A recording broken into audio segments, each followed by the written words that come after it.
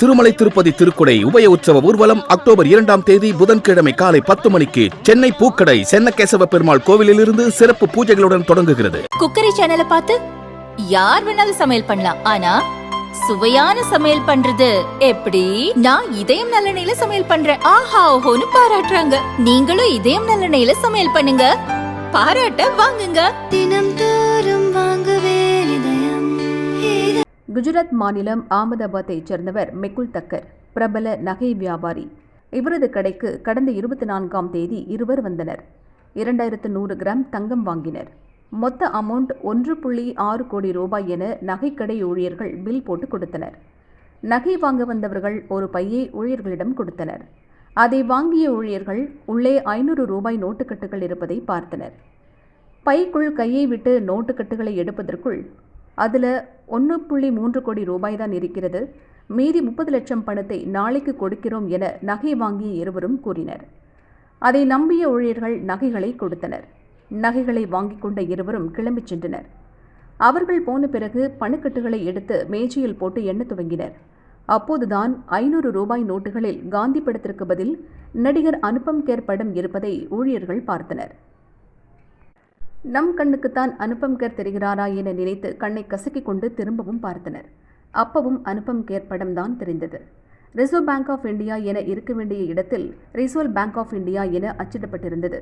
இது printing mistake இல்லை, தங்களை திட்டம் போட்டு நன்றாக ஏமாற்றி விட்டார்கள் என்பதை உணர்ந்த நகைக்கடை ஊழியர்கள் ஓனர் மெகுல் தக்கருக்கு தகவல் தெரிவித்தனர்.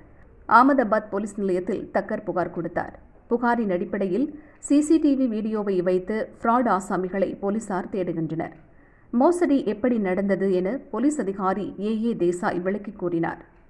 மெகுல் தக்கரின் நகை கடைக்கு அருகிலேயே 2 நாட்களுக்கு முன்தான் கொரியர் நிறுவனத்தை ஃப்ராட் ஆசாமிகள் துவங்கியுள்ளனர். வெளியே பெரிய போர்டை வைத்து தடபுடலாக கடையை துவக்கினர். அதன் மூலம் தக்கருடன் அறிமுகம் கிடைத்தது.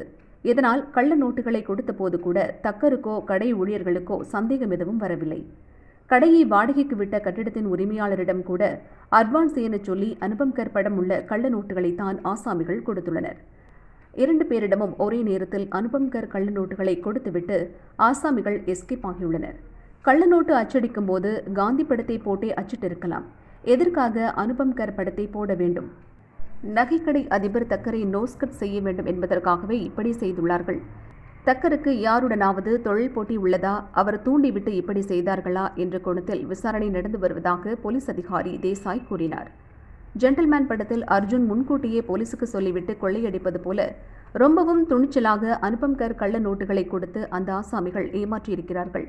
இதன் மூலம் அவர்கள் கள்ளநோட்டு பிசினஸில் கை தேர்ந்தவர்களாக இருக்கலாம் என்பதால் கள்ளநோட்டு தொழிலை நீண்ட நாளாக செய்பவர்களின் பட்டியலையும் தயாரித்து வருகிறோம்.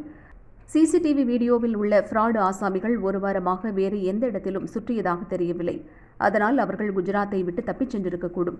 ஆனாலும் கூடிய சீக்கிரம் ஆசாமிகளை பிடித்து விடுவோம் என போலீஸ் அதிகாரி தேசாய் கூறினார். அனுபம் கேர் கள்ளநோட்டு வீடியோக்கள் சமூக வலைதளங்களில் வைரலாகியுள்ள நிலையில் அதை பார்த்து நடிகர் அனுபம் கேரே அதிர்ச்சி அடைந்து போனார். காந்தி படத்துக்கு பதிலாக என் படமா, எது வேண்டுமானாலும் நடக்கலாம் என அனுபம் கேர் பதிவிட்டுள்ளார்.